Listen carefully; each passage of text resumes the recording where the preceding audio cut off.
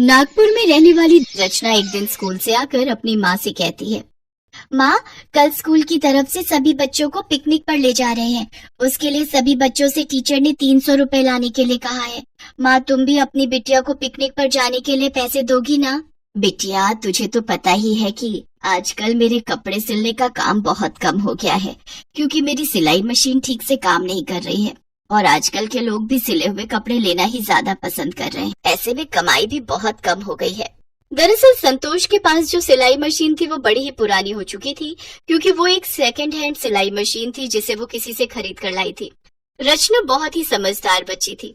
उसने अपनी माँ से कहा, कोई बात नहीं माँ, मैं कल पिकनिक पर नहीं जाऊंगी। मुझे माफ कर दे मेरी बच्ची, मैं कैसी माँ हूँ, अपनी गरीबी के चलते मैं तुझे छोटी छोटी खुशियाँ भी नहीं दे सकती। ये कैसी बात कर रही हो माँ, मेरी खुशी तो तुमसे है। अगर तुम हो मेरे पास तो मेरे कदमों में दुनिया भर की खुशियाँ हैं। संतोष लोगों के कपड़े सिलने का काम करती थी, लेकिन अब तो ज्यादातर लोग मॉल से ही कपड़े खरीदते हैं या फिर ऑनलाइन रेडीमेड कपड़े मंगाया करते हैं। इसीलिए संतोष को छोटे मोटे काम से ही अपना गुजारा चलाना पड़ता है, जिससे उसकी कमाई भी बहुत कम हो रही थी। दोनों माँ बेटी कम पैसे में ही किसी तरह अपनी जिंदगी की गाड़ी आगे बढ़ा रही थी। रचना के स्कूल में उसकी गरीबी का सभी बच्चे बहुत मजाक उड़ाया करते थे। उसकी पुरानी ड्रेस और फटे मोजे देख दूसरे सभी बच्चे उस पर हंसते थे। रचना, तेरे पास नई स्कूल ड्रेस खरीदने के लिए पैसे नहीं है तो मुझे बोल। मेरे पापा ने मेरे लिए नया स्कूल ड्रेस खरीदा है, मैं मेरा पुराना स्कूल ड्रेस तेरे लिए लेती आऊंगी। तू कब तक फटी हुई स्कूल की ड्रेस पहनकर स्कूल आती रहेगी? नहीं, मुझे तुम्हारा पुराना स्कूल ड्रेस नहीं चाहिए। मेरी माँ मेरी फटी हुई स्कूल ड्रेस को सिलकर बिल्कुल नया जैसा कर देगी। अच्छा, तो तेरी माँ इतनी अच्छी दर्जी है तो उनसे अपने फटे हुए मोजे भी सिलवा लेना। इतना कहकर वो बच्ची हंसने लगी। रचना को अपनी बहुत बेइज्जती महसूस होती है। वो घर आकर अपनी माँ को सब कुछ बताती है। कोई बात नहीं बेटी, तू दूसरे बच्चों की बातों पर ध्यान ही मत दिया कर, बस अपनी पढ़ाई से मतलब रख। माँ, अगर बाबा आज जिंदा होते तो हमें इतने दुख नहीं झेलने पड़ते ना? हाँ मेरी लाडो, लेकिन अब तो किस्मत में रोना ही लिखा है। नहीं माँ, हम रोएंगे नहीं, हम हर कठिनाइयों का डटकर सामना करेंगे। रचना के पिता एक रिक्शा चलाते थे। उनकी एक सड़क दुर्घटना में मौत हो गई थी। उसके बाद से रचना और उसकी माँ अकेले पड़ जाते हैं, लेकिन उसके पिता का रिक्शा अभी भी खड़ा था। माँ, मैं भी पिताजी की तरह ही रिक्शा चलाऊंगी। लेकिन रचना, अभी तुम बहुत छोटी हो, तुम रिक्शा कैसे चला पाओगी? माँ, तुम चिंता मत करो, मैं रिक्शा चला लूंगी। ठीक है बेटी।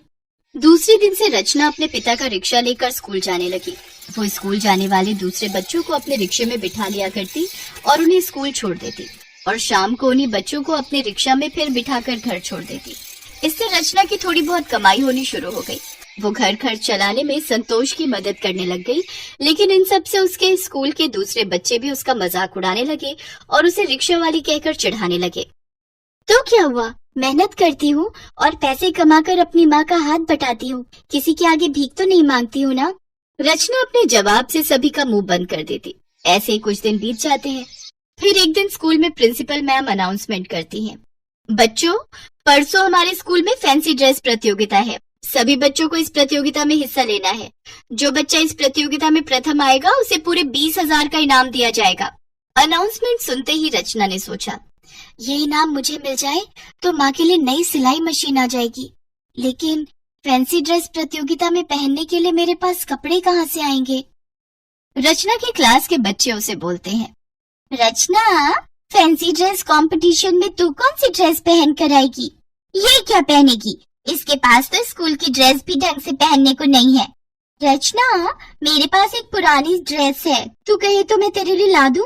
नहीं, मुझे तुम्हारे कपड़ों की जरूरत नहीं है, मेरी माँ है ना, वो मेरे लिए कुछ सिल लेगी। हाँ, तेरी माँ ने दूसरों के कपड़े में से चोरी करके कुछ कपड़े तो बचा ही लिए होंगे, उन्हीं कपड़ों में से कुछ ड्रेस बनवा लेना।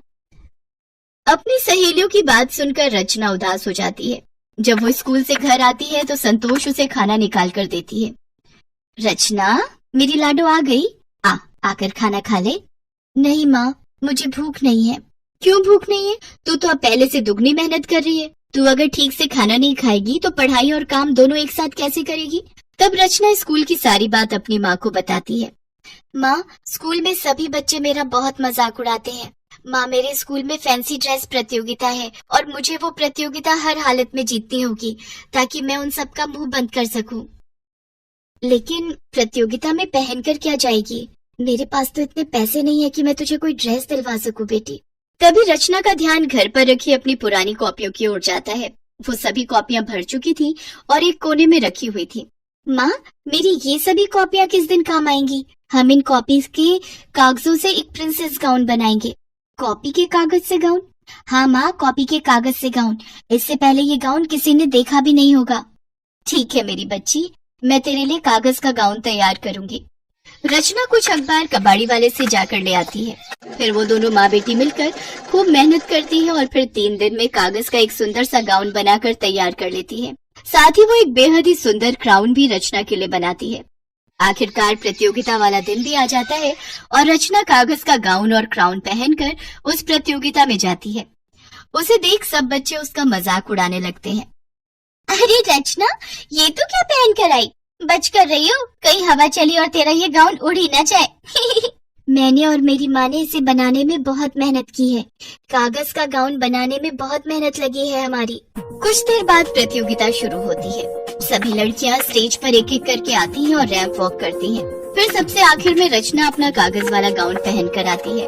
उसका कागज का गाउन जजेस को बहुत पसंद आता है और उन्होंने रचना को विजेता घोषित करते हुए उसे फर्स्ट प्राइज के साथ 20,000 का इनाम दिया और कहा, रचना, तुम्हारा कागज का गाउन सबसे हटके और सबसे अलग था। इससे पहले मैंने कभी ऐसा गाउन नहीं देखा। सर, ये मेरी माँ की मेहनत का नतीजा है। उन्होंने इस गाउन को बनाने में बहुत मेहनत की है। अच्छा, अगर वो भी यहाँ है तो उन्हें स्टेज पर बुलाओ। रचना की मदद कृपया करके अब स्टेज पर आए। संतोष स्टेज पर आती है। जजेस उसकी कारीगरी की खूब तारीफ करते हैं और फिर ऑडियंस में बैठे सभी बच्चों के पेरेंट्स ताली बजाकर उसका सम्मान बढ़ाते हैं। ये देखकर संतोष की आंखों में आंसू आ जाते हैं। फिर रचना अपनी माँ को वो इनाम और ट्रॉफी देती है, साथ ही उसके पाँव भी छूती है।